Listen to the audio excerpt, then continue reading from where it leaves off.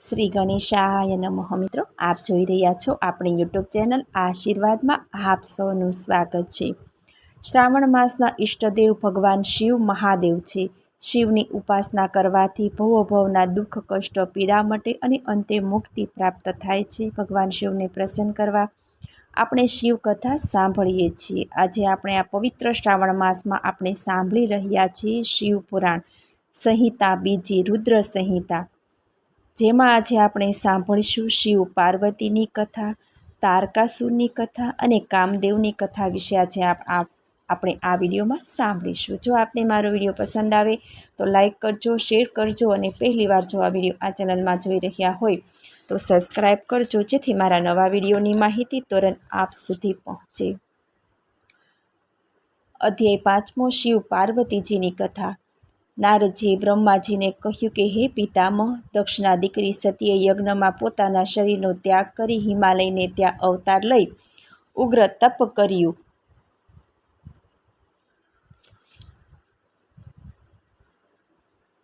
અને પુનઃ શિવને પતિ તરીકે પ્રાપ્ત કર્યા, તેની પાવન કથા આપ અમને કહો। બ્રહ્માજી બોલ્યા, હે મુનિવર, શિવજી અને સતી જે કાળે હિમાલય ઉપર રહીને લીલા કરતા હતા, એ સમયે હિમાલયના પત્ની મેનાને સતીના પ્રત્યે પુત્રી ભાવ જાગ્યો હતો। મેનાનો આવો સ્નેહ પ્રેમ જોઈ સતીએ તેમને માતા તરીકે સ્વીકાર્યા। નારદજી કહે, આ મેનાની ઉત્પત્તિ કેવી રીતે થઈ, તેના લગ્ન હિમાલય સાથે કેવી રીતે થયા, તેની કથા આપ મને કહેવા કૃપા કરો।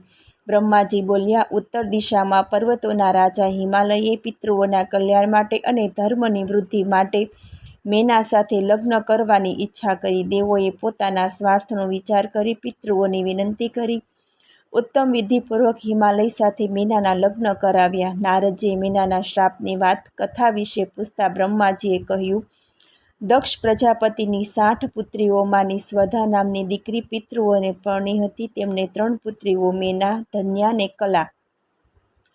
આ પુત્રીઓ માનસિક સૃષ્ટિથી જન્મી હતી। ત્રણેય બહેનો શ્વેતદ્વીપમાં વિષ્ણુના દર્શાનથે ગઈ, તેમણે સ્તુતિ કરી એક બાજુ બેઠક લીધી।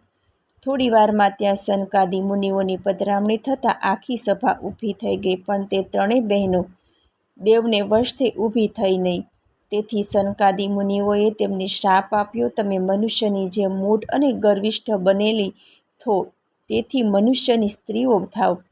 ત્રણેય બહેનો ખૂબ જ વિસ્મય પામી, સનકાદિક મુનિઓના ચરણમાં પડી માફી માંગવા લાગી। ત્યારે સનતકુમારોએ પ્રસન્ન થઈ કહ્યું, હું તમારો શ્રાપનો ઉદ્ધાર કહું છું। મેના હિમાલયની પત્ની બની, તેની પાર્વતી નામે પુત્રી થશે। પાર્વતીના પતિ શિવના વરદાનથી મેના પરમપદ કૈલાસને પામશે।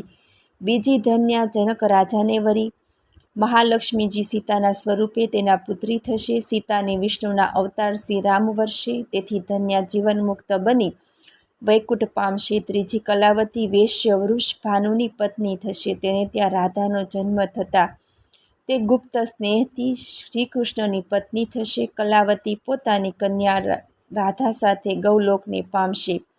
આમ કહી સનતકુમારો અદૃશ્ય થઈ ગયા। ત્રણેય બહેનો પાપરહિત થઈ પોતાને ઘેર ગઈ।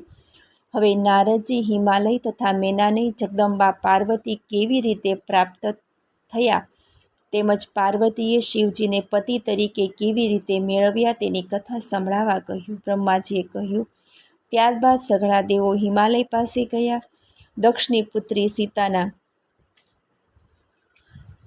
સતીના દેહ ત્યાગની વાત કરી। હવે દેવી પુનઃ પૃથ્વી પર પધારી સદાશિવના પત્ની બને તો દેવોના સમુદાયને ઘણો લાભ થઈ શકે। હિમાલયની સંમતિ મળતા સઘળા દેવોએ દેવીનું શ્રદ્ધાપૂર્વક સ્મરણ કરી સ્તુતિ કરવા લાગ્યા।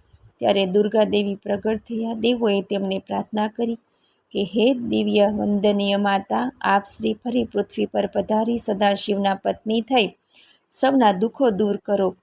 ત્યારે મહેશ્વરી બોલ્યા, હે દેવો, હું અવશ્ય પૃથ્વી પર અવતરીશ ને હિમાલયની પત્ની મેનાની પુત્રી તરીકે જન્મી શિવની પત્ની બનીશ। જ્યારથી મેં દેહ ત્યાગ કર્યો છે તે દિવસથી શિવ યોગી બન્યા છે। હું હિમાલયની પુત્રી રૂપે અવતાર લઈ ઉગ્ર તપ કરીને રુદ્રને અવશ્ય મેળવીશ। તમે સૌ પોતપોતાને નિવાસે પાછા જાઓ અને શિવનું રટણ કરો। આમ કહી દેવી અદૃશ્ય બન્યા।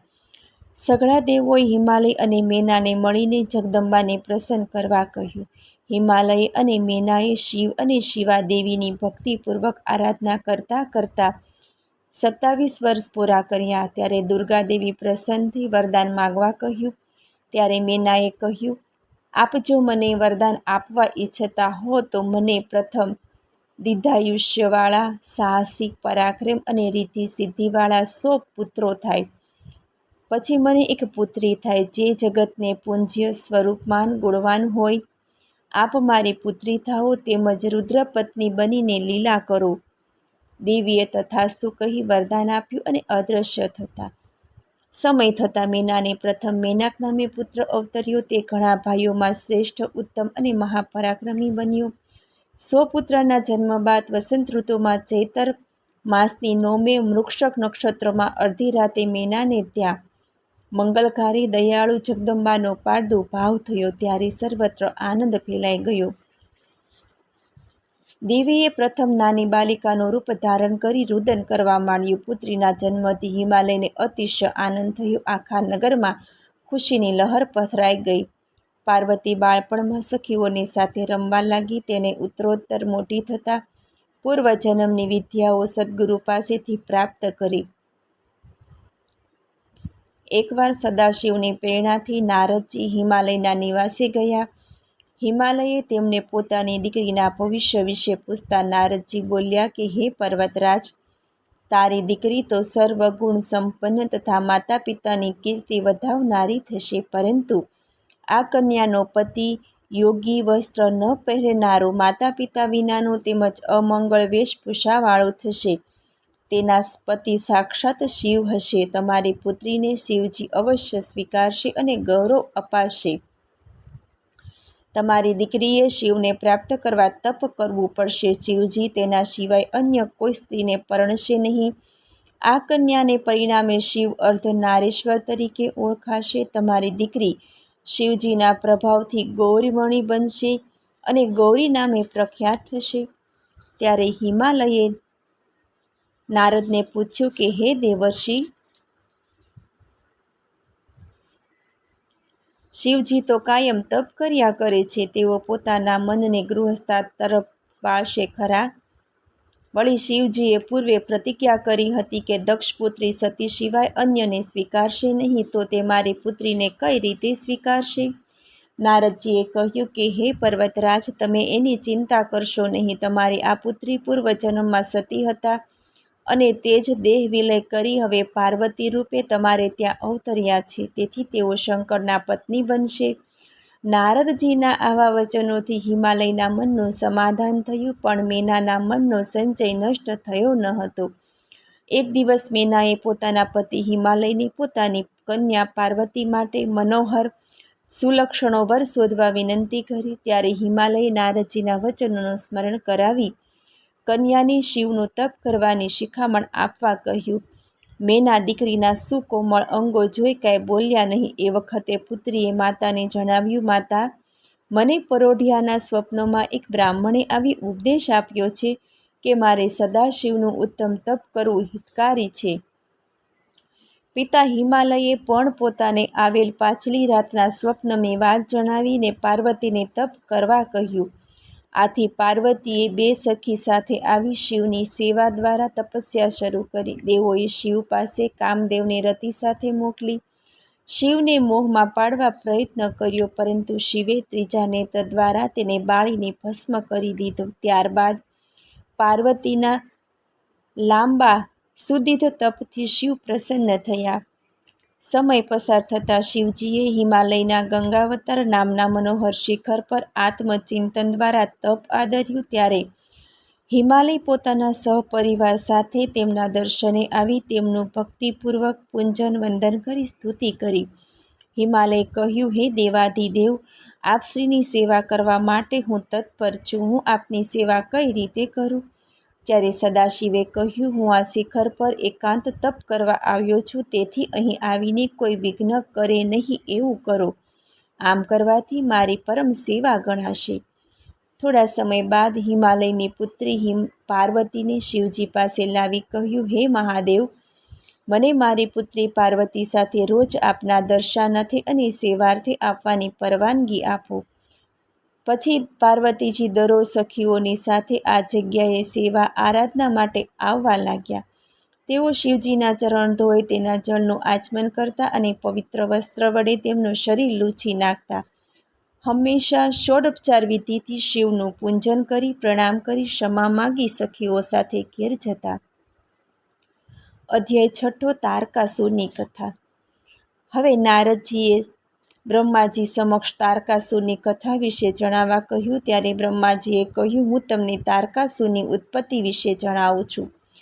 મરીચીના પુત્ર કશ્યપને 13 પત્નીઓ, તે બધી દક્ષની પુત્રીઓ. તેમાંથી સૌથી મોટી દિતિને હિરણ્યકશિપુ અને હરણ્યાક્ષ નામે 2 પુત્રો થયા, જેનો વિષ્ણુએ વરાહ તેમજ નરસિંહના રૂપે નાશ કર્યો. પુત્રના દુઃખથી દિતિ દુઃખી થઈ પતિને શરણે ગઈ. પતિના કહેવાથી દિતિએ પવિત્ર રહીને 1000 વર્ષ સુધી બ્રહ્માજીનું તપ કર્યું. પરિણામે તેને વજાંગ નામે પુત્ર થયો. તેને દેવોને પરાસ્ત કરી કેદ કર્યા હતા. બ્રહ્માજીએ વજાંગને સમજાવી દેવોને મુક્ત કરાવ્યા અને તેમને તત્વબોધ આપ્યો. તેને કારણે તે સુખી થયો. જ્યારે તેની પત્ની વરાંગીને સાત્વિક ભાવ ન જાગતા તેણે પતિ પાસે એક બળવાન પુત્રની માંગણી કરી, જે 3 લોકને જીતી ઇન્દ્રને પોતાના પાશમાં વશ કરે. વરજાંગને આ વચન ન ગમ્યું, છતાં પત્નીના આગ્રહને વશ થઈ તેને પુત્રેચ્છાથી બ્રહ્માનું દુષ્કર તપ કર્યું. બ્રહ્માજી પ્રસન્ન થઈ વરદાન માગવા કહ્યું. ત્યારે વ્રજાંગે કહ્યું, મને એવો પુત્ર આપો જે માતાનું હિત કરે તથા તે પણ સમર્થ હોય અને સમક્ષ હોય. સમય જતાં વરાંગી એક પુત્રને જન્મ આપ્યો. તેના જન્મતા જ મોટા ઉત્પાતો શરૂ થઈ ગયા. તેથી પ્રજાપતિ કશ્યપે તેનું નામ તારક પાડ્યું. આ તારકે મોટો થઈ 1 પગે ઊભા રહી 2 હાથ ઊંચા રાખી 500 વર્ષ અતિ ઘોર તપસ્યા કરી. આથી બ્રહ્માએ તેને વરદાન માગવા કહ્યું. ત્યારે તેણે કહ્યું, સમગ્ર લોકમાં મારા સરખો બળવાન સમર્થ સમક્ષ કોઈ ન થાય, અને બીજું કે શિવજીના પુત્રથી મારું મૃત્યુ થાય. બ્રહ્માજી તથાસ્તુ કહીને ચાલ્યા ગયા. તારક પ્રસન્ન થઈ શોણિતપુર નગરમાં આવ્યો. ગુરુ શુક્રાચાર્યે તેનો ત્રિલોકના અધિપતિ તરીકે રાજ્યાભિષેક કર્યો.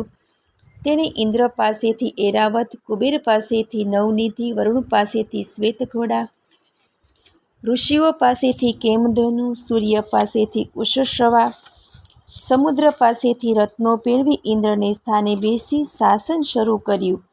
તેણે દેવોના મોટા સ્થાનો પર દૈત્યોને બેસાડ્યા, ત્રાસ વર્તાવવા માંડ્યો. આથી હતાશ થઈ ગયેલા દેવો બ્રહ્માજીને શરણે ગઈ તેની સ્તુતિ કરવા લાગ્યા કે, હે દેવ, આપણી પાસેથી વરદાન મેળવીને તારકાસુર ભારે તોફાન કર્યું છે. તેઓ દેવોના સ્થાનો, દેવાંગનાઓ અને અપ્સરાઓને પોતાના તાબામાં લઈ લીધા છે. હવે અમે ક્યાં જઈએ? અમને તેના ત્રાસમાંથી છુટકારો અપાવો. ત્યારે બ્રહ્માજીએ કહ્યું, તારકાસુરનો નાશ કેવળ શિવના પુત્ર દ્વારા જ થઈ શકશે. તેથી હવે શિવ લગ્ન કરવા તત્પર બને એવી કોઈ યોજના ઘડો. હમણાં તો હું તારકાસુરને સમજાવી સ્વર્ગ છોડી દેવાનું જણાવું છું. પછી બ્રહ્માજી તારક પાસે ગયા અને કહ્યું, મેં તને મનુષ્ય લોકનું રાજ્ય આપ્યું છે, સ્વર્ગનું રાજ્ય આપ્યું નથી. તું પૃથ્વી પર રાજ્ય કર. આથી બ્રહ્માજીના કહ્યા પ્રમાણે સ્વર્ગનો ત્યાગ કરી અને તારકાસુર શોણિતપુર નગર જઈને વસ્યો. કામદેવની કથા. ઇન્દ્રે સદાશિવને મોહમાં નાખવા કામદેવને તેડાવ્યો. કામદેવ ઉપસ્થિત થયો એટલે ઇન્દ્રે કહ્યું, હે કામ, મારે ઘણા મિત્રો છે, પણ તારા જેવો શ્રેષ્ઠ, ઉત્તમ અને ઉપયોગી મિત્ર કોઈ નહીં. અમારા સંકટ સમયે તું જ ઉપયોગી બની શકીશ. તારક નામનો દુષ્ટ દૈત્ય અમારો શત્રુ બન્યો છે. તેણે બ્રહ્માજી પાસેથી વરદાન મેળવી ચારે બાજુ હાહાકાર મચાવી દીધો છે. તે ફક્ત શિવજીના પુત્રથી જ મૃત્યુ પામે તેમ છે. માટે તારે શિવજીને પાર્વતી પ્રત્યે પ્રેમ ઉપજે એવું કાર્ય કરવાનું છે. તે હાલ હિમાલયના શિખરે તપ કરી રહ્યા છે અને દેવી પાર્વતી તેમની સેવા કરી રહી છે. આ કાર્ય કરી તું દેવોને મદદરૂપ બન. કામદેવ ઇન્દ્રની આજ્ઞા લઈ પોતાની સ્ત્રી સાથે વસંત સાથે શિવજી જ્યાં તપ કરતા હતા તે આવી પહોંચ્યો. ઇન્દ્રે કરેલી તેની શક્તિના વખાણથી ગર્વિષ્ઠ બની કામદેવ પોતાની જાળ પથરવા લાગ્યો. પ્રથમ વસંતનો પ્રભાવ મૂક્યો. વૃક્ષો પ્રફુલ્લિત બન્યા, ફૂલો સુવાસિત બની વાતાવરણને મુગ્ધ કરવા લાગ્યા. સુગંધીધાર વાયુ વહેવા લાગ્યો. પક્ષીઓનો કલરવ શરૂ થયો. વસંતના પ્રાગટ્યથી લોકોના મન વિહવળ થવા લાગ્યા. શિવજી ઋતુ વિના વસંતના વધામણા જોઈ આશ્ચર્ય પામ્યા. શૃંગાર રસો શિવજીને મોહ પમાડવા લાગ્યા. કામદેવ શિવજીના હૃદયમાં પ્રવેશ કરવા કોઈ છિદ્ર શોધવા લાગ્યો, પણ તેને કોઈ છિદ્ર મળતું નહીં. એવા સમયે પાર્વતી સખીઓ સાથે મહાદેવની સેવામાં આવ્યા. શિવજીએ ધ્યાન છોડી પાર્વતીજી તરફ દ્રષ્ટિ કરી. આ તકનો લાભ ઝડપી કામે પોતાનું હર્ષણ નામક બાણ છોડ્યું. શિવજી પાર્વતીના મુખારવિંદને જોઈ પાર્વતીને પોતાના ખોળામાં બેસાડવાની તીવ્ર ઉત્કંઠા તેમને જાગી ગઈ. પરંતુ તરત જ પોતાની વૈરાગ્યાવસ્થાનો વિચાર આવતા તેમણે એ વૃત્તિ ખંખેરી કાઢી. છતાં કામદેવ મોહ અસ્ત્ર ફેંકતો રહ્યો. શિવજીને લાગ્યું કે નક્કી કોઈ કુકર્મીએ તેની જાળ બિછાવી છે. તેમણે નેત્ર ખોલી જોયું તો કામદેવ બાળ લઈને ઊભો હતો. શિવનો ક્રોધ પ્રજ્વળી ઉઠવાથી શિવે ત્રીજું નેત્ર ઉઘાડ્યું અને અગ્નિથી કામદેવને બાળીને ભસ્મ થઈ ગયો. ઇન્દ્ર વગેરે દેવોએ તેને બચાવવાના ઘણા પ્રયત્ન કર્યા, છતાં બધા નિષ્ફળ ગયા. પોતાના પતિને ભસ્મ થયેલા જોઈ રતિ વિલાપ કરવા લાગી. એ માટે તે દેવોને દોષ દેવા લાગી. દેવોએ તેને આશ્વાસન આપી કહ્યું, તું તારા પતિની ભસ્મને સંગ્રહી રાખ. મહાદયાળુ શિવ તારા પતિને અવશ્ય સજીવન કરશે. પછી બધા દેવોએ ભેગા થઈ શિવજીને પ્રસન્ન કરવા તેમની સ્તુતિ કરી અને રતિનો શોક દૂર કરવા વિનવણી કરી. શિવે કહ્યું, હે દેવો, રતિનો વિયોગ કૃષ્ણાવતાર સુધી રહેશે. શ્રી કૃષ્ણ અને રૂક્ષ્મણીનો પુત્ર તરીકે કામદેવ અવતાર લેશે. એ પ્રદ્યુમન નામે ઓળખાશે. તેને સમરાસુર સમુદ્રમાં ફેંકી દેશે. એ જ રતિને પ્રાપ્ત થશે. ત્યાં સુધી રતિએ સમરાસુર નગરમાં રહી રાહ જોવી પડશે. પછી પ્રદ્યુમન સમરાસુરનો નાશ કરી તારી સાથે દ્વારકામાં આવી સુખેથી રહેશે. આમ કહી શિવજી અદૃશ્ય બની ગયા. રતિ સમયની પ્રતીક્ષા કરવા લાગી.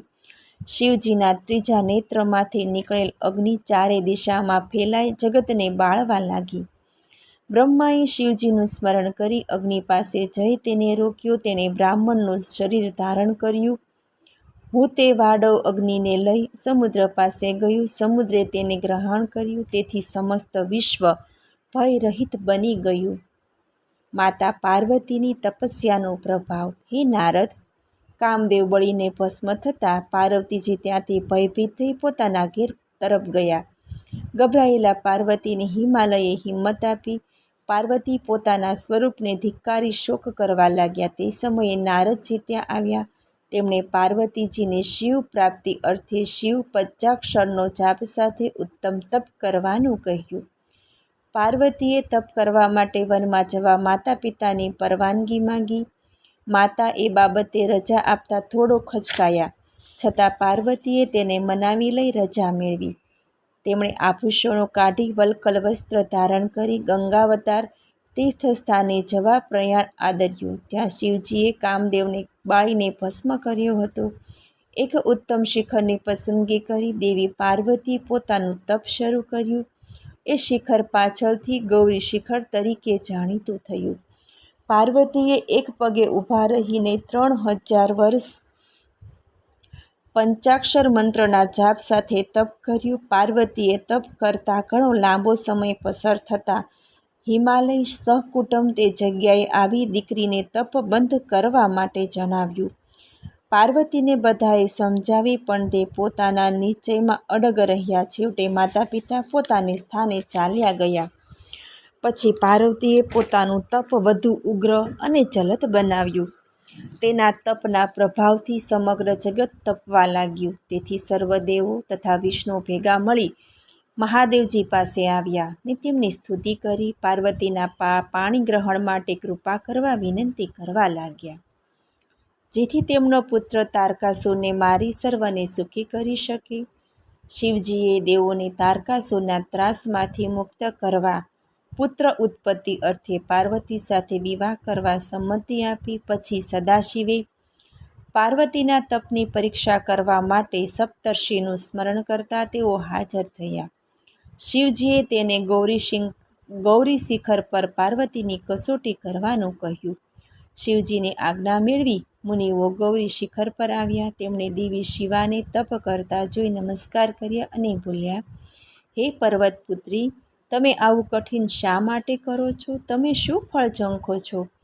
ત્યારે માતા પાર્વતીએ કહ્યું, હે વંદન્ય મુનિશ્રીઓ, હું નારદજીની આજ્ઞાથી શિવજીને પતિ તરીકે પામવા માટે આ કઠિન તપ કરું છું. સપ્તર્ષિઓ બોલ્યા, નારદજીની વાત માનીને તેમ કરવાથી તમને ઈષ્ટની પ્રાપ્તિ થવાને બદલે નુકસાન થશે.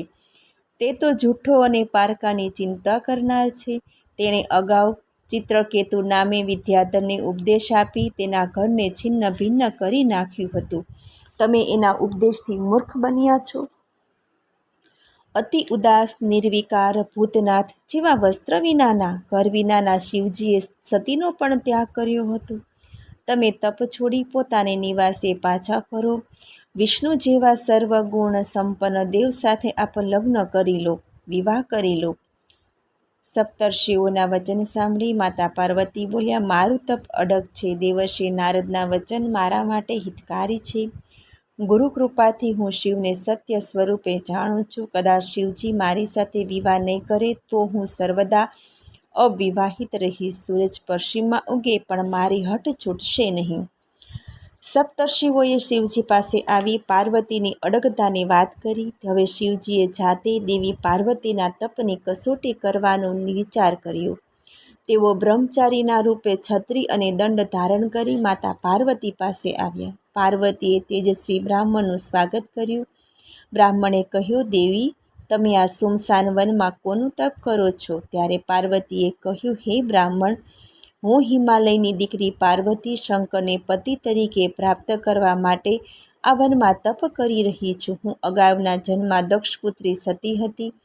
મારા પતિદેવ શિવજીની મારા પિતા દક્ષે નિંદા કરી, તેથી મેં યોગ બળે દેહ ત્યાગ કર્યો. આ જન્મમાં શિવજી મને મળ્યા, પણ તેઓ મને ત્યજી દઈ કામદેવને ભસ્મ કરી જતા રહ્યા. ત્યારથી હું તેમને પ્રાપ્ત કરવા માટે આવું કઠિન તપ કરી રહી છું. પરંતુ હજુ સદાશિવ પ્રગટ ન થવાથી હું બીજા જન્મે શિવને પતિ રૂપે મેળવવા અગ્નિ પ્રવેશ કરું છું. આમ કહી પાર્વતી અગ્નિ પ્રવેશ મેળવવા માટે સાબદા થયા. પરંતુ બ્રાહ્મણના પ્રભાવથી પ્રગટ થયેલો અગ્નિ સાવ શીતળ બની ગયો. ત્યારે બ્રાહ્મણે હસતા હસતા કહ્યું, કઠોર તપ અને અગ્નિ પ્રવેશ કરવા છતાં તારું શરીર બળ્યું નહીં. તમે જેને પ્રાપ્ત કરવા માગો છો તે શિવ ભસ્મથી લેપાયેલા જટાધારી, બેડોળ અને બિહામણું રૂપ ધારણ કરે છે.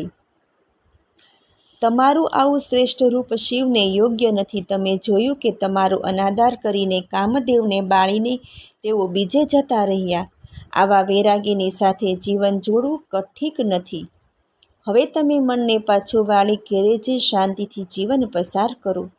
આ સાંભળી પાર્વતી ક્રોધે ભરાઈ બોલ્યા, તમે બ્રહ્મચારીના સ્વરૂપે આવી મને ઊંધું કહો છો. શિવજીના સ્વરૂપને હું સારી રીતે જાણું છું. તમે અહીંથી જતા રહો, નહીંતર શિવજીની નિંદા કરનારને જીવતો રહેવા દેવાય નહીં. શિવજી તો નિર્ગુણ બ્રહ્મ છે. તેમનું ભજન કરવાથી નિર્ભયતા પામે છે. શિવજી મહાન દેવ છે. તેમના સ્મરણ માત્રથી સર્વનું કલ્યાણ થાય છે. હું સત્વિક દ્રષ્ટિથી વિચાર કરીને જ શિવજીને મેળવવા તપ કરી રહી છું. આમ કહી પાર્વતીજી તે બ્રાહ્મણને શિવની નિંદા કરતા અટકાવતા પોતાની સખી વિજયાને કહ્યું, આ દુષ્ટ બ્રાહ્મણ જો ફરીથી શિવજીની નિંદા કરે ને તો તેને કોઈ પણ રીતે અટકાવી દેજે, કારણ કે શિવ નિંદા સાંભળનાર પણ પાપ જ લાગે છે. તેથી આપણે આ જગ્યા છોડીને અન્ય સ્થળે ચાલ્યા જઈએ. તેમ કહી ઊભા થયા. ત્યારે બ્રહ્મચારી સ્વરૂપમાંથી શિવજી પ્રગટ થઈ પાર્વતીનો હાથ પકડી લીધો. પાર્વતીજી તેમને જોઈ આશ્ચર્યચકિત બની ગયા. તેમના શરીરમાં રોમાંચ પ્રસરી ગયો. શિવજીએ કહ્યું, હે દેવી, મને ન ઓળખ્યો? તમે મને છોડીને ક્યાં જશો? હું તમને છોડી શકું તેમ નથી. તમે તપ વડે મને વશ કર્યો છે. તમે તો કુયુગ યુગથી મારી સંગીની સહચરી છો. મારા અપરાધ બદલ મને ક્ષમા કરો. મેં લોકલીલા મુજબ આપની અનેકવિધ કસોટી કરી, તે બદલ મને ક્ષમા આપો. પાર્વતીએ 2 હાથ જોડી પ્રણામ કર્યાને બોલ્યા, હે ઈશ્વર, આપ શ્રી પ્રસન્ન થયા હો તો મને પત્ની તરીકે સ્વીકારો. હાલ હું પિતૃગૃહે જઈશ. આપ શ્રી મારા પિતાશ્રી પાસે મારી માંગણી કરો અને શાસ્ત્રોક્ત વિધિથી વિવાહ ગોઠવો.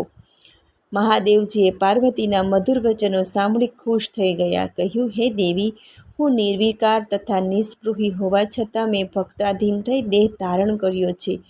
જો હું ભિક્ષુક બની તમારા પિતાશ્રી પાસે મને આપો એવી માંગણી કરું તો મારું ગૌરવ જળવાય નહીં. છતાં તમારી જ્ઞાનની મર્યાદામાં રહી હું તમારા પિતા પાસે તમારી માંગણી હું જરૂર કરીશ. શિવજીના મધુર વચન સાંભળી દેવી પાર્વતીએ તેમને શ્રદ્ધાથી આંખ બંધ કરી પ્રણામ કર્યા. પ્રભુ તથાસ્ત કહી અદૃશ્ય થઈ ગયા.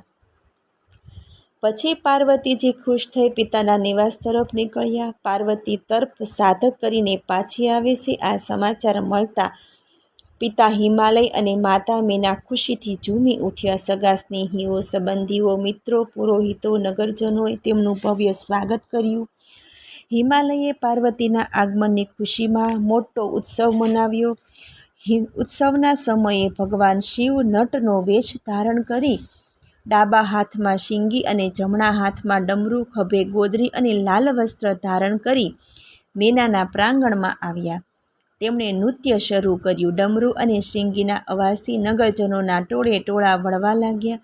મેનાએ વિવિધ રત્નો ભરેલા થાળ નટને આપ્યા, પણ તે નટે ઠુકરાવી દઈ પાર્વતીની માંગણી કરી. આથી ક્રોધિત થઈ મેના અને હિમાલયે નટને કાઢી મૂકવા સેવકોને આજ્ઞા આપી, પરંતુ કોઈનાથી તે ખસ્યા નહીં. હિમાલયને તે નટમાં વિષ્ણુના દર્શન થયા. પછી તે બ્રહ્મા રૂપે દેખાયા. પછી તે નટમાં અનેક દેવોના સ્વરૂપે પણ નિહાળ્યા. અંતે તેમને રુદ્ર સ્વરૂપ દેખાયું. છતાં માયાથી મોહિત થયેલા હિમાલયે તેમણે માગણીનો સ્વીકાર ન કરતા શિવજી ત્યાંથી અદૃશ્ય થઈ ગયા. અંતે હિમાલય અને મેનાને ખબર પડી કે શિવજી નટ સ્વરૂપે અહીં આપણને છેતરી ગયા છે. તેમની શિવ પ્રત્યેની ભક્તિ વધુ પ્રગાઢ બનતા બધા દેવો ચિંતામાં પડ્યા કે જો રત્નોનો ભંડાર સમાન હિમાલય પૃથ્વી ઉપરથી દિવ્ય રૂપ ધારણ કરી શિવલોકમાં જશે તો પછી પૃથ્વીનું શું થશે? બધા દેવો બૃહસ્પતિ પાસે જઈ હિમાલયને શિવજી વિરુદ્ધ ભરમાવાનું કહ્યું, પરંતુ ગુરુએ આ કામ માટે તેમને બ્રહ્માજી પાસે મોકલ્યા. બ્રહ્માજીએ તેમને શિવ નિંદા કરવા પોતે સક્ષમ નથી એમ કહ્યું. તેમણે દેવોને ખુદ શિવજી પાસે મોકલ્યા. બધા દેવો શિવજી પાસે આવી સઘળો વૃત્તાંત કહીને સંભળાવ્યો. શિવજીએ તેની વાત માન્ય રાખી. ત્યારબાદ શિવજી એક શ્રેષ્ઠ બ્રાહ્મણનો વેશ ધરી હિમાલયને ત્યાં ગયા. કહ્યું, હું વૈષ્ણવ બ્રાહ્મણ સાથે જ્યોતિષ પણ છું. મેં જાણ્યું છે કે તું તારી સુલક્ષણા સુકુમાર રાજકન્યાને શિવજી સાથે પરણાવવા માગે છે, પરંતુ તારો પસંદ કરેલો જમાય તો ગુણ વિનાનો, ઘર વસ્ત્ર વિનાનો, વેદમાર્ગનો ત્યાગ કરનાર કદરૂપો વૈરાગી છે. તે સ્વભાવે ક્રોધી છે, વળી ભિખારી છે. આવાને તારી દીકરી પરણાવીશ તો લોકો તારી હાસી કરશે. આ સાંભળી મેનાનું મન તો ઘણું ચલિત થઈ ગયું. તે પોતાની દીકરી શિવને પરણાવવા નારાજ થઈ ગઈ. બીજી બાજુ સદાશિવ કૈલાસ પર જઈ સપ્તર્ષિઓનું સ્મરણ કરતા હાજર થયા. શિવજીએ તેમને કહ્યું, દેવોનું કાર્ય કરવા માટે હું પાર્વતી સાથે પરણવા તૈયાર છું. વળી આ માટે પાર્વતીએ પણ ઘણું કઠિન તપ કર્યું છે. તેના માતા પિતા પણ મારી સાથે પાર્વતીને પરણાવવા તૈયાર છે, પરંતુ દેવોની પ્રાર્થનાથી મેં બ્રાહ્મણનું રૂપ ધરી આપની સમક્ષ મારી જ નિંદા કરી, તેથી તેઓ ઉદ્વેગ પામ્યા છે. હવે તમે ત્યાં જઈને પરિસ્થિતિ સંભાળી લો. સપ્તર્ષિઓ શિવજીને પ્રણામ કરી હિમાલયને સ્થાને આવ્યા. હિમાલયે તેની આગતા સ્વાગતા કરી. પછી ઋષિઓ સાથે આવેલી અરુંધતીએ મેના પાસે આવી લગ્ન માટે સમજાવવા લાગી. ઋષિઓએ હિમાલયને કહ્યું, તું તારી દીકરીને શિવજી સાથે પરણાવી એમનો સસરો થા. તારી દીકરીએ પણ શિવજીને પરણવા ઘણું કઠિન તપ કર્યું છે. શિવજી પણ દેવોની વિનંતીથી પરણાવવા તૈયાર થયા. માટે હવે તું તત્કાળ વિવાહની યોજના કર. આ માટે વસિષ્ઠ ઋષિએ હિમાલય મેનાને ઘણા દ્રષ્ટાંત આપ્યા. પછી હિમાલય મેના બંને લગ્ન માટે રાજી થયા. ઋષિઓએ પણ મુહૂર્ત કાઢ્યું. 7 દિવસ પછી માક્ષર માસના સોમવારે રોહિણી નક્ષત્રમાં સર્વગ્રહોનો સુંદર યોગ છે. એ દિવસે તું શિવને તારી કન્યાદાન કરી ધન્ય બન. સપ્ત ઋષિઓએ પાર્વતીજીને આશીર્વાદ આપ્યા. પછી સંતોષ પામી તેઓ કૈલાસ પર આવી બધી વિગત શિવજીને કહી જણાવી. પર્વતરાજે પાર્વતીને પરણાવવાનું પણ વચન આપ્યું. તે જણાવ્યું, દેવાધિદેવ, હવે તમે તમામ દેવો અને સેવકગણો સાથે હિમાલયને ત્યાં લગ્ન માટે પ્રસ્થાન કરો. આ માટે સત્વારે જ બધાને તેડાવો. આમ કહી સપ્ત ઋષિઓ તેમના સ્થાને ચાલ્યા ગયા. આ બાજુ હિમાલય પોતાના પુરોહિત ગર્ગાચાર્યને તેડાવી લગ્ન પત્રિકા લખાવી. પછી કૈલાસ પર જઈ શિવજીને તિલક કરી ભેટ સામગ્રી આપી લગ્ન પત્રિકા અર્પણ કરી. હિમાલયે દેશ દેશથી સગા સંબંધીઓ કુટુંબીઓને આમંત્રણ આપ્યું. તેમણે અનાજ, કઠોળ, મીઠાઈના ઢગલા ખડક્યા. ઘી, દૂધ, દહીં તેમજ માખણના સરોવર છલકાવી દીધા. કિંમતી વસ્ત્રો, અલંકારો, મણિમુક્તા, રત્નો, હીરા, નીલમ, પરવાળા, સોના રૂપાના દાગીના તેમજ અનેક પ્રકારના નાના મોટા પદાર્થો તૈયાર કરાવ્યા. ભૂદેવોની શ્રેષ્ઠ કન્યાઓ તેમજ સ્ત્રીઓને આગળ કરી પાર્વતીજીના મંગલ સંસ્કાર કર્યા. તે સમયે વાતાવરણ મંગલમય બની ગયું. ધીરે ધીરે સગા સંબંધીઓ પણ આ શોભામાં અભિવૃદ્ધિ કરવા આવવા લાગ્યા. દરેક પર્વતરાજ પોતાના કુટુંબ સાથે અનેક ભેટ સોગાતો લઈને આવવા લાગ્યા. આ ઉપરાંત અનેક પર્વત કન્યાઓ તેમજ ગંગા, યમુના જેવી નદીઓ પણ આ લગ્નમાં ભાગ લેવા આવી. હિમાલયે સૌનું સ્વાગત કર્યું અને સૌને યોગ્ય ઉતારા આપ્યા. પછી હિમાલયે વિશ્વકર્માને તેડાવી મનોહર મંડપ તથા વિશાળ વેદિકા તૈયાર કરવાની આજ્ઞા આપી. વિશ્વકર્માએ આશ્ચર્યકારક મંડપ તથા વેદિકાની રચના કરી. વળી દેવોના ઉતારા માટે તેમના લોકના જેવા જ આવાસો ઊભા કરી આપ્યા. વળી બ્રહ્મલોક, વૈકુંઠલોક તેમજ ઇન્દ્રલોકના સ્વર્ગને પણ આબેહૂબ ઊભું કર્યું. શિવલોક જેવા શિવ મંદિરો પણ ઊભા કર્યા. આમ તમામ પ્રકારની તૈયારી સાથે હિમાલય શિવજીના આગમનની પ્રતીક્ષા કરવા લાગ્યા. શિવજીએ લગ્ન પત્રિકા સ્વીકારી ખૂબ પ્રસન્ન થયા. તેમણે નારદજીને યાદ કરી પોતાના વતી વિષ્ણુ સહિત સર્વ દેવો, સર્વ મુનિઓ, સિદ્ધિઓ, મહારથીઓ, સજ્જનો, સદગૃહસ્થો, ત્યાગીઓ, દિવ્ય આત્માઓ વગેરેને આમંત્રણ આપવાનું કહ્યું. નારદજી સર્વને આમંત્રણ આપી પાછા કૈલાસમાં આવ્યા. શિવજીએ તમામ ગણોને આજ્ઞા કરી તમામ અતિથિઓને સ્વીકારી આવકારી તેને ઉત્તમ ઉતારા આપવા. આમંત્રણ મળતા સર્વ દેવો કૈલાસ પર આવી ચડ્યા. શિવજીને વંદન કરી ઉતારાના સ્થાનમાં જવા લાગ્યા. કૈલાસ પર દેવાંગનાઓ પ્રસન્નતાથી નૃત્ય કરવા લાગી. ગંધર્વો ગાનમાં રત બન્યા. કૈલાસ પર ગીતોથી મધુર મંગલ વાતાવરણ સર્જાઈ ગયું. વિવાહને દિવસે માતુકાઓ વિવિધ આભૂષણોથી શિવજીને શણગારવા લાગી. શિવના મસ્તક પર મુંગટને સ્થાને ચંદ્ર ગોઠવાયો. લલાટમાંનું ત્રીજું નેત્ર તિલક બની ગયું. સર્પોના કુંડલ અને રત્ના હાર બન્યા. ભસ્મનું સુગંધી વિલેપન થયું. ગજ ચર્મ રેશમી વસ્ત્ર બની ગયું. આમ સદાશિવનું દિવ્ય રૂપ અદ્ભુત હતું. વિવિધ વસ્ત્રાભૂષણોથી સોહામણા બનેલા શિવને વિષ્ણુએ કહ્યું, હે મહાદેવ, આપ ગુરુસૂત્ર અનુસાર વિધિપૂર્વક લગ્ન કરજો. શિવજી સંમત થયા. બ્રહ્મદેવે સઘળી વિધિ કરાવી. બધા ઋષિમુનિઓ વેદ વેદાંત મુજબ મંગલ કાર્યો કરવા માંડ્યા. વિઘ્નોની શાંતિ માટે ગ્રહોનું અને દેવોનું પૂજન કર્યું. શિવજી સર્વ દેવો તથા ઋષિઓને વંદન કરી ઉત્તમ મુહૂર્તમાં સૌને આગળ કરી ધામધૂમથી નીકળવા લાગ્યા. શિવજીએ વરયાત્રામાં પોતાના મહત્વના ગણોને સાથે લીધા. તે બધા 1000 હાથ ધરાવતા, જટામુંગટવાળા, શક્તિશાળી, 3 નેત્રોવાળા, રુદ્રાક્ષના આભૂષણો ધરાવતા, કુંડળો, બાજુબંધ અને હાર ધરાવતા હતા. એ વખતે ચંડી દેવી રુદ્રની બહેન બની મસ્તકે સોનાનો કળશ ધારણ કરી રહી હતી. તેનું ભૂત સૈન્ય આશ્ચર્ય જન્માવતું હતું. વરયાત્રામાં ડમરૂનો નાદ, ભેદીનો ગણગડાટ અને શંખોની ગર્જના આ મંગલ અવસરને વધુ મંગલમય બનાવતો હતો. તે વેળા વિષ્ણુદેવ ગરુડની સવારીએ, બ્રહ્માજી હંસ ઉપર અને ઇન્દ્ર એરાવત હાથી ઉપર શોભતા હતા. સઘળી જગન્માતાઓ, દેવકન્યાઓ તેમજ દેવપત્નીઓ શિવજીના અનુપમ મંગલ ગીતો ગાતી હતી. શિવજી સ્ફટિક જેવા સફેદ પોઢિયા પર આરૂઢ થઈ ભવ્ય દિસતા હતા.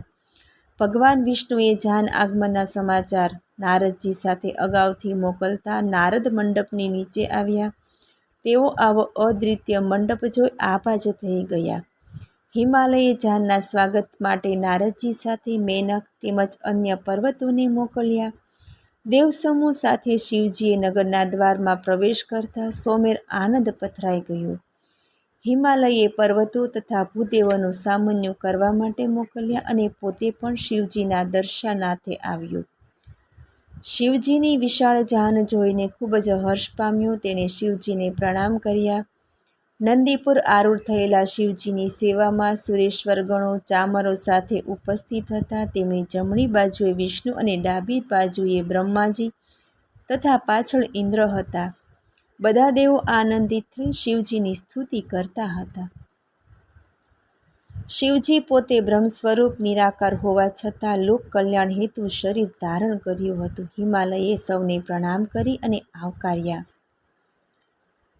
મેનાએ વરયાત્રામાં પધારેલ પોતાની પુત્રીના સ્વામીને નિહાળવાની ઈચ્છા કરતા નારદજી તેમને અગાશી ઉપર લઈ ગયા. એ વખતે સદાશિવને થયું કે મેનાને અહંકાર થયો છે, તેથી તેમણે અદ્ભુત લીલા કરવાનો વિચાર કર્યો. તેણે સર્વ દેવોને આગળ મોકલી પોતે પાછળ રહ્યા. વિવિધ વાહનો પર સવાર થયેલા વસુ વગેરે ગંધર્વો, મણિ, ગિંધાક, યક્ષ, અગ્નિદેવ, યમદેવ, વરુણદેવ, કુબેર, ચંદ્ર, ભૃગુ વગેરે મુનિઓ, સૂર્ય અને બ્રહ્માના દર્શન મેનાને થયા. એમના સોહામણા રૂપ જોઈ તે વિચારવા લાગી કે જેમના ગણો આટલા સુંદર છે તે સ્વયં શિવ કેટલા સૌંદર્યયુક્ત હશે. પછીથી મેનાની નજરે વિષ્ણુદેવ ચડ્યા. તેમનું રૂપ લાવણ્ય જોઈ મેનાની આંખો અંજાગે. તેનાથી બોલાઈ ગયું કે નક્કી આજ પાર્વતીના પતિ શંકર. નારદજીએ તેમનો ભ્રમ દૂર કરી કહ્યું, આ તો વિષ્ણુ ભગવાન છે. ભગવાન શિવ તો આનાથી પણ અધિક સુંદર છે. હવે મેનાની શિવજીને જોવાની તત્પરતા વધી ગઈ. નારદજીએ કહ્યું, હવે શિવજીની સવારી આવી રહી છે. રુદ્રસેનમાં અવનવા ભૂતો, પ્રેતો તેમજ અનેક વાનર મુખા ગણો હતા. જેઓમાં કોઈ બેડોળ, કદરૂપા, ચિત્ર વિચિત્ર, કોઈ આંધળા, કોઈ અપંગ, તો કોઈ અનેક હાથવાળા, કેટલાક માથા વગરના, હાથ વગરના, હોઠ વગરના, કેટલાક કાન વગરના. આ બધા અતિ ભયંકર અને બિહામણા લાગતા હતા. આવા વિચિત્ર ગણોની વચ્ચે પોઢિયા પર આરૂઢ થયેલા પંચમુખી, 10 હસ્તાધારી, ત્રિનેત્રવાળા, ભસ્મથી શોભતા, જટાધારી, મુંગટમાં ચંદ્ર, વ્યાધંબર અને પિનાક તથા ત્રિશૂળ ધારણ કરેલા શિવજીને મેનાએ જોયા. જમાઈનું આવું રૂપ જોઈ મેના ડરી ગયા. નારદજીએ આંગળી ચીધી શિવજીને બતાવ્યા કે મેના ચક્કર ખાઈ ઢળી પડતા મૂર્છા આવી ગઈ. મેના હોશમાં આવતા ચિંતાગ્રસ્ત બની નારદજી પર ગુસ્સે થઈને બોલ્યા કે હે નારદ, તમે મારી દીકરીને ભરમાવી, તેની પાસે ભજન પૂજન કરાવ્યું, આવો કદરૂપો જમાઈ આપી મને છેતર્યા. પેલા ઋષિઓ અને અરુંધતીએ પણ અમારી સાથે કપટ કર્યું. તેણે પાસે ઊભેલી પાર્વતીને કહ્યું, હે દીકરી, તને આવું શું સૂઝ્યું? સોનાના બદલે કાચના ટુકડાને કેમ પસંદ કર્યો? તે આવા શ્રેષ્ઠ દેવોને તજી શિવનું તપ શા માટે કર્યું? ધિક્કાર છે તને, તારી બુદ્ધિને. તારે લીધે મારું જીવન નષ્ટ થઈ ગયું. નારદજીએ તેને શાંત પાડવા કોશિશ કરી, પણ ગુસ્સે થયેલી મેનાએ નારદને ત્યાંથી અધઘડી ચાલ્યા જવાનું કહ્યું. મેનાને સમજાવવા બ્રહ્માજી 7 ઋષિઓને મોકલ્યા, તે પણ નિષ્ફળ ગયા. હિમાલયે પત્ની મેનાને ઘણી સમજાવી, પણ તે રઠ લઈને બેઠી કે આવા વિકરાળ સ્વરૂપવાળા શિવજીને જો મારી દીકરી તમે આપશો ને, તો હું મારા પ્રાણ કાઢી આપીશ. દીકરી પાર્વતીએ પણ માતાને સમજાવી, છતાં તે માની નહીં. એટલે પાર્વતીએ પોતાનો અડગ નિર્ણય જણાવ્યો. મન, વચન, કર્મથી હું સદાશિવને પતિ તરીકે સ્વીકાર્યા છે. હું બીજા કોઈને વરવાની નથી. માતા દાંત કચકચાવતી દીકરી પર વૃષ્ટિ પ્રકાર કરવા લાગ્યા.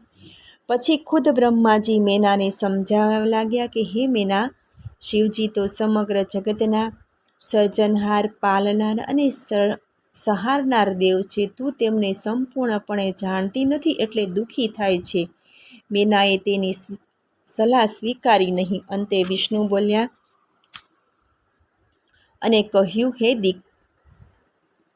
હે દીકરી, શિવજી તો નિર્ગુણ અને સગુણ પણ છે. તેને એકે રૂપ નથી. તે રૂપ વિનાના સર્વોત્તમ રૂપના ભંડાર છે. જો તું આ ટાણે શોક ત્યજી ઊભી થા.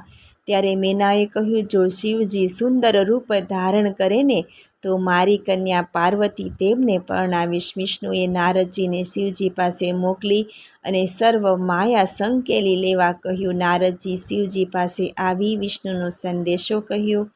શિવજીએ અદ્ભુત, નયન રમ્ય અને મનોહર રૂપ ધારણ કર્યું.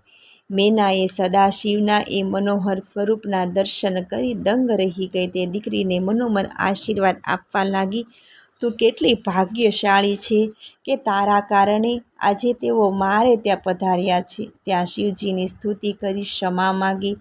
નગરની અન્ય સ્ત્રીઓ પણ શિવજીના અલૌકિક સ્વરૂપના દર્શન કરી પાર્વતીના સૌભાગ્યની પ્રશંસા કરી તેમનું પૂજન કરવા લાગી. ત્યારબાદ મેનાએ અનેક દીવડાઓથી અલૌકિક રૂપ ધારી શિવજીની આરતી ઉતારી. પર્વતરાજના અંતઃપુરની સ્ત્રીઓ પાર્વતી સાથે કુળદેવી અંબિકાના પૂજનાર્થે નીકળી.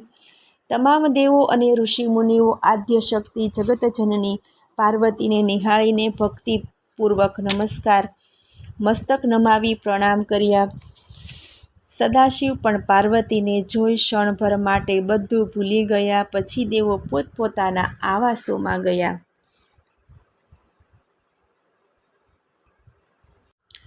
ત્યારબાદ વિષ્ણુ વગેરે દેવો શિવાદેવીને માટે ભેટો લઈને આવ્યા. શિવજીએ મોકલાવેલા વસ્ત્રોભૂષણોથી દેવી પાર્વતીને મંગલ સ્નાન કરી શણગારવામાં આવ્યા. અતિ સુંદર મોહક દિવ્ય વસ્ત્રો તેમના સૌંદર્યમાં વધારો કરી રહ્યા હતા. ગર્ગાચાર્યે લગ્ન માટે જમાઈને તેડાવવાની આજ્ઞા આપી. હિમાલયે શિવજીને લગ્ન મંડપમાં પધારવાનું આમંત્રણ આપ્યું. શિવજીએ મંગલ સ્નાન કરી દિવ્યાંબર ધારણ કર્યા. પોઠિયાને શણગારી તેના પર આરૂઢ થઈ શિવજી લગ્ન મંડપમાં આવ્યા. તે વખતે દેવોએ ઉત્સાહથી શિવજી પર પુષ્પવૃષ્ટિ કરી. અનેક સ્તુતિઓ થઈ. હિમાલયે હેતથી સૌનું સ્વાગત કર્યું. શિવજીની આરતી ઉતારી પ્રણામ કર્યા. સર્વ દેવોએ રત્નોથી મઢેલા આસનો આપ્યા. ગર્ગાચાર્યે મધુપર્ક વિધિ કરાવ્યો. કન્યાદાનના મુહૂર્તનો સમય થતાં ગર્ગાચાર્યે ઓમકારપૂર્વક પુણ્યાહ વાચન શરૂ કર્યું. સદાશિવ તેમજ પાર્વતીને આસનો પર બેસાડ્યા. ગર્ગાચાર્યની સૂચના પ્રમાણે પાર્વતીએ ચોખા, દહીં, દર્ભ વગેરે વડે શિવજીનું પૂજન કર્યું. ત્યારબાદ કન્યાદાનની વિધિ શરૂ થઈ.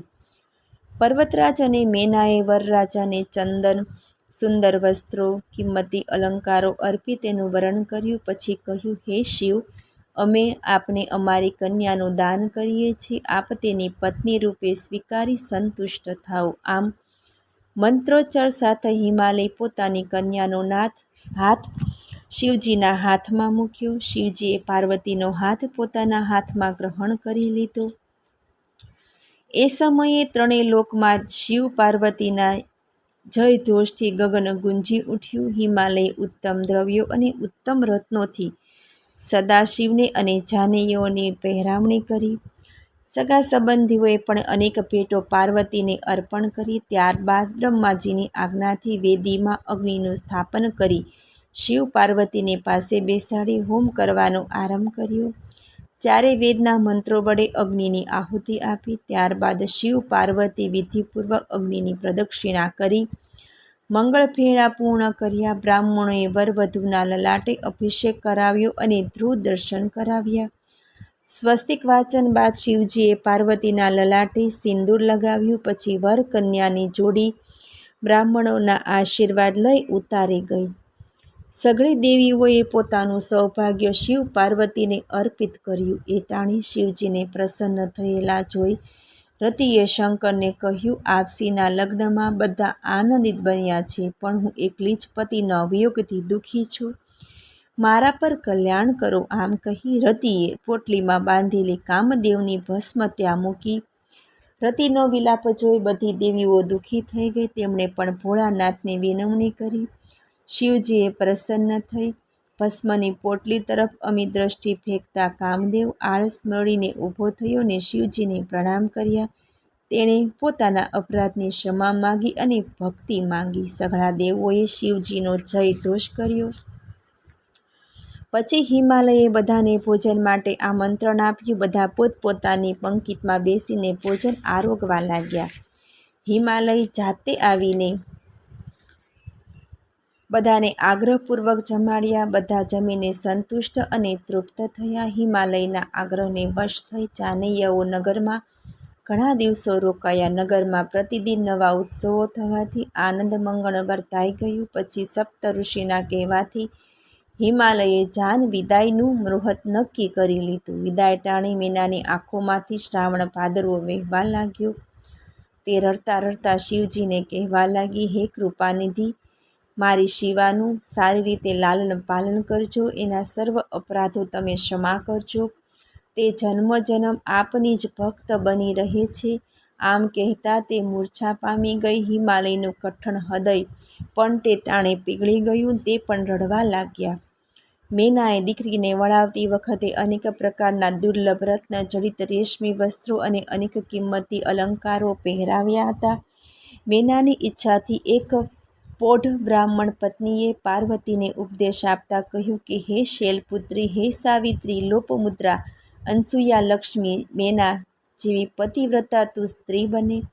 પતિને પરમેશ્વર માની સેવા કરી કલ્યાણમય ગતિ પ્રાપ્ત કરજે. સતગુરુઓની પૂજા કરવી, તેમનો આદર સત્કાર કરવો, ગુરુજનોની સેવા કરવી, સાસુ સસરાની સેવા કરવી, પતિની આજ્ઞા અનુસાર વર્તવું, પતિની આવશ્યકતાઓને સમજી તે સદૈવ પૂર્ણ કરવી. પતિ જ પતિવ્રતા સ્ત્રી માટે દેવ, ગુરુ, તીર્થ અને વ્રત સમાન છે. પતિવ્રતા સ્ત્રી તો ધન્ય છે. પતિવ્રતા પોતાનો ધર્મ પાળી તેના માતા પિતા તેમજ તેમના કુળની 3 પેઢીઓને સુખ પ્રાપ્ત કરાવે છે. પતિ તપ છે તો પત્ની ક્ષમા છે. પતિ ફળ છે તો પત્ની તેનું સત્કાર્ય છે. હે દેવી, તું તો સાક્ષાત જગદંબા છે. આ બધું તને કહેવાનું ન હોય, પરંતુ લોકાચાર મુજબ મેં પતિવ્રતા ધર્મ તમને કહી સંભળાવ્યો. અંતે હિમાલયે અને સર્વ સગા સંબંધીઓએ શિવને પ્રણામ કર્યા અને પાલખીમાં દુઃખી હૃદયે શિવાને વિદાય કર્યા. વિવાહ બાદ શંકર પાર્વતી કૈલાસ પર આવી સર્વ દેવો ગણોને ઉત્તમ પ્રકારની ભેટો આપી પ્રસન્ન કર્યા. મુનિઓને યોગ્ય દાન આપી વળાવ્યા. તે પછી સદાશિવ પાર્વતીએ ગૃહસ્થાશ્રમનો આરંભ કર્યો. રુદ્ર સંહિતાની કથા આગળની કથા આગળના વિડીયોમાં, જેમાં કાર્તિકેયની કથા આવશે. જો આપને મારો વિડીયો પસંદ આવે તો લાઈક કરજો, શેર કરજો અને પહેલીવાર જો આ વિડીયો આ ચેનલમાં જોઈ રહ્યા હોય તો સબસ્ક્રાઈબ કરજો, જેથી મારા નવા વિડીયોની માહિતી તુરંત આપ સુધી પહોંચે. ઓમ ત્રંબકમ યજામહે સુગંધિમ પુષ્ટિવર્ધનમ ઉર્વારુકમિવ બંધનાન મૃત્યોર્મોક્ષીયમામૃતાય. ધન્યવાદ. જય શ્રી કૃષ્ણ.